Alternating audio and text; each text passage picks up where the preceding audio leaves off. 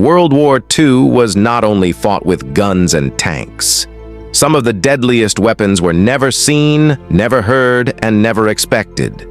Traps turned ordinary ground into killing zones. They slowed advances, broke morale, and forced soldiers to fear every step.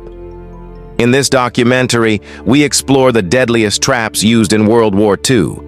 Weapons designed not just to kill, but to control the battlefield. Anti-personnel landmines. Anti-personnel landmines were among the most feared traps of the war. Hidden beneath dirt, grass, or rubble, these mines detonated when stepped on. They were cheap to produce and easy to deploy. Soldiers never knew where the next step might be their last.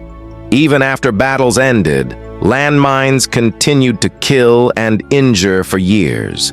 Their psychological impact was just as deadly as their explosive power. Anti-tank mines. Anti-tank mines were designed to stop armored advances. Placed along roads, bridges, and open terrain, they could disable or destroy tanks instantly. A single mine could halt an entire armored column. Tank crews feared what they could not see. Even heavily armored vehicles were vulnerable to these hidden threats. Anti-tank mines forced armies to slow down and rethink their tactics. Booby traps.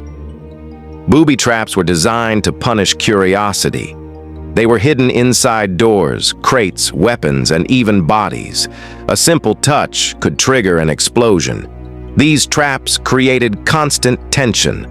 Soldiers learned never to trust abandoned equipment or quiet buildings. Booby traps turned everyday objects into deadly threats. Tripwire explosives. Tripwire traps were simple but effective. Thin wires were stretched across paths or doorways. When triggered, they detonated grenades or explosives. Often invisible in low light or dense terrain, these traps caught soldiers completely off guard. They were especially effective in forests, ruins, and urban combat. One careless step was enough. Anti-tank obstacles. Not all traps exploded. Concrete blocks, steel barriers, and dragon's teeth were used to stop tanks and funnel vehicles into kill zones. Once slowed or trapped, vehicles became easy targets. These obstacles shaped entire battlefields. They forced armies into predictable paths and exposed weaknesses. Sometimes, stopping the enemy was deadlier than destroying them. Depth charges. At sea, traps were hidden beneath the water. Depth charges were designed to destroy submarines without direct contact. Dropped from ships or aircraft, they exploded at set depths. Submarine crews lived in constant fear of sudden crushing explosions. There was often no warning, only pressure and destruction. The ocean itself became a battlefield of invisible traps. Time delay explosives. Some traps were designed to wait. Time delay explosives detonated hours or days after placement. They targeted repair crews, medics, and returning soldiers. These traps extended danger long after the fighting moved on.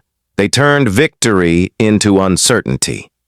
War did not end when the shooting stopped. Camouflaged traps. Camouflage made traps even more dangerous.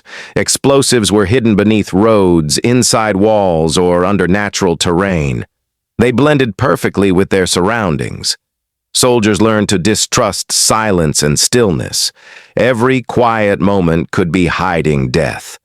Camouflage transformed the battlefield into a puzzle of survival.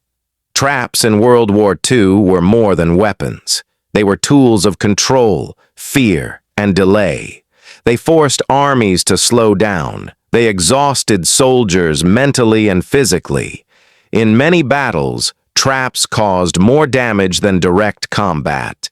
They proved that in war, what you cannot see can be far deadlier than what you can.